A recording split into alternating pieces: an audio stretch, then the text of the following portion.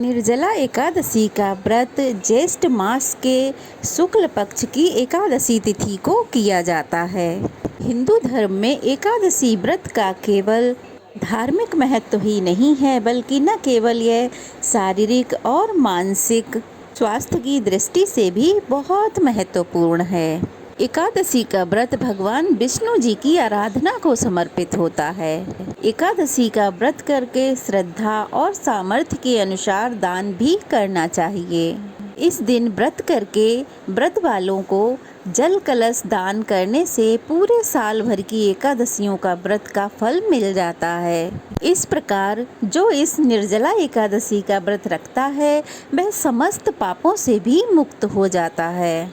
एक बार बहुभोजी भीमसेन ने व्यास जी के मुख से प्रत्येक एकादशी को निराहार रहने का नियम सुनकर विनम्र भाव से निवेदन किया कि महाराज, मुझसे तो निराहार नहीं रहा जाता, मुझे तो दिन भर बड़ी तेज भूख लगी रहती है। अतः आप कोई ऐसा प्रयास बता दीजिए जिसके प्रयास से स्वतः सद्गति हो जाए। तब व्यास जी ने कहा, भीमसेन, तुमसे संपूर्ण वर्ष की एकादशी नहीं हो सकती, तो केवल निर्जला एकादशी का व्रत कर लो, इससे साल भर की सभी एकादशियों का फल तुम्हें मिल जाएगा। तब भीम ने वैसा ही किया और वो स्वर्गलोक को गए। तब से यह एकादशी भीमसेन एकादशी के नाम से भी जानी जाती है। सनातन शास्त्र में निहित है कि निर्जला एकादशी के दिन जल की एक बूंद भी ग्रहण नहीं करनी चाहिए। ऐसे में यह व्रत एक कठिन तपस्या के समान हो जाता है, क्योंकि इतनी गर्मी में बिना पानी पिए यह व्रत रखना अपने आप में ही एक बहुत भारी और कठिन तपस्या हो जाती है। हालांकि जो लोग शारीरिक रूप से स्वस्थ नहीं हों तो ऐसे में वो लोग जल और फल ग्रहण करके व्रत रख सकते हैं। ज्येष्ठ महीने में जल की पूजा करने का महत्व है, क्योंकि इस महीने में सूर्य देव का तेज प्रचंड होता है, जिससे गर्मी बहुत अधिक पड़ती है। और निर्जला एकादशी के व्रत में जल का पूरी तरह से त्याग करके एक कठिन तपस्या की तरह इस व्रत को किया जाता है। इसलिए जो लोग पूरे वर्ष भर की एकादशी का व्रत ना रख पाते हों तो उन्हें इस दिन निर्जला एकादशी का व्रत अवश्य रखना चाहिए। पूरे विधि विधान और नियमों का पालन करते हुए व्रत रखना चाहिए, जिससे उन्हें सभी एकादशियों का पूर्ण फल प्राप्त होता है और साथ ही उनकी सभी मनोकामनाएं भी पूर्ण हो जाएंगी। और ऐसे भक्तों को जन्म जन्मांतर के पापों से मुक्ति मिल जाती है और अंत में वैकुंठ लोक की प्राप्ति होती है। इस बार एकादशी की तिथि 2 दिन तक है, तो ऐसे में यह असमंजस भी आपके मन में होगा कि व्रत रखना किस दिन सही होगा। तो आज के वीडियो में मैं आपको बताऊंगी कि आपको किस तिथि में व्रत रखना चाहिए। चाहे गृहस्थ जन हो चाहे वैष्णव जन हो, तो उन्हें किस तिथि में निर्जला एकादशी का व्रत रखना चाहिए। व्रत रखना कौन से दिन शुभ रहेगा और व्रत का पारण आप कब से कब तक कर सकते हैं। आप जल किस समय ग्रहण कर सकते हैं।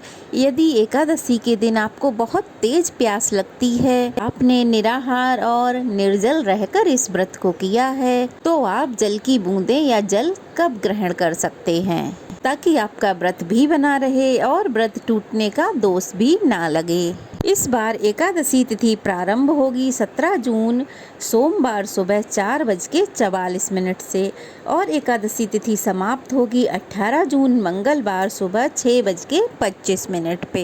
एकादशी तिथि 2 दिन है, तो ऐसे में दूसरे दिन वाली एकादशी जिसमें द्वादशी भी मिली होगी, इस तिथि में उपवास रखना सभी भक्तों के लिए, चाहे वो गृहस्थ जन हो चाहे वैष्णव हो, सभी लोगों के लिए शुभ फलदायी रहेगा। इसलिए इस बार केवल 18 जून को यानी मंगलवार को द्वादशी युक्त एकादशी का व्रत रखा जाएगा और 10वीं तिथि के नियमों का पालन आपको 17 जून को करना होगा। इस दिन भगवान विष्णु को तुलसी पत्र जरूर अर्पित किए जाते हैं, तो तुलसी पत्र आप या तो सोमवार को तोड़कर रख लें या फिर आप शनिवार को तुलसी पत्र तोड़कर रख लें, क्योंकि रविवार को भी तुलसी पत्र नहीं तोड़े जाते हैं। चूँकि ज्येष्ठ महीने में गर्मी बहुत अधिक पड़ती है, तो ऐसे में तुलसी के पौधे में जल ना अर्पित करने से तुलसी का पौधा मुरझा सकता है या सूख सकता है। तो आप ऐसे में तुलसी के पौधे को छांव में रख सकते हैं। आप जिस दिन एकादशी का व्रत रखें, केवल उसी दिन पौधे में जल अर्पित ना करें। पहले और उसके अगले दिन आप जल अर्पित कर सकते हैं। द्वादशी तिथि प्रारंभ होगी 18 जून मंगलवार सुबह 6:26 से और द्वादशी तिथि समाप्त होगी 19 जून बुधवार सुबह 7:28 पे और हरिवासर का समय सुबह से लग जाएगा, तो ये 18 जून मंगलवार को 12 बजे तक रहेगा। नियमों के अनुसार हरिवासर में व्रत नहीं खोला जाता है, इसलिए 19 जून बुधवार को सुबह 5:45 से 7:28 तक, तो आप इसी समय के बीच 5:45 से 7:28 के बीच में अपने व्रत का पारण कर सकते हैं। इसी समय पारण किया जाएगा। एकादशी के दिन आप जल का दान जरूर करें। जल से भरे घड़े का दान आप किसी सुयोग्य ब्राह्मण को या सुपात्र को अवश्य करें। इसके अलावा आप एकादशी के दिन सत्तू का, मौसमी रसीले फलों का दान कर सकते हैं। आप जूते, चप्पल, छतरी, पंखे, इन चीज़ों का दान भी कर सकते हैं। द्वादशी तिथि को व्रत का पारण करने से पहले आप अपनी सामर्थ्य अनुसार दान अवश्य करें। जैसे कि आप इस दिन कच्चे अनाज से भरा घड़ा या फिर मीठे जल से यानी शरबत से भरा घड़ा आप दान में दे सकते हैं। यदि संभव हो, सामर्थ्य हो, तो आप द्वादशी तिथि के दिन व्रत का पारण करने से पहले किसी ब्राह्मण को भोजन भी करा सकते हैं। उन्हें दक्षिणा देकर विदा करें। उसके बाद आप भगवान विष्णु के सामने बैठकर हाथ में तुलसी पत्र और जल लेकर अपने द्वारा रखे हुए उपवास को स्वीकार करने का आग्रह करते हुए तुलसी पत्र और जल का सेवन करें। इसके कुछ देर बाद आप शुद्ध, सात्विक और हल्का फुल्का भोजन ग्रहण करें।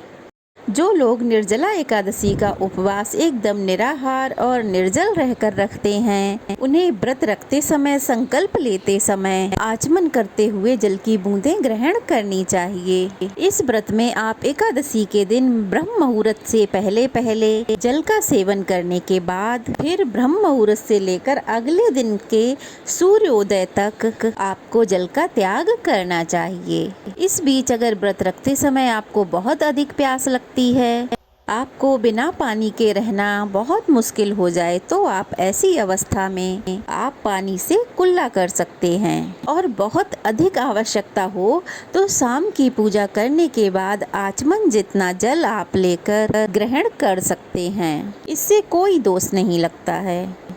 तो यह थी आज की वीडियो। अगर अच्छी लगी हो तो लाइक कीजिएगा, कमेंट कीजिएगा और नए हैं तो प्लीज़ चैनल को सब्सक्राइब कीजिएगा। चलिए फिर मिलते हैं। जय श्री कृष्णा।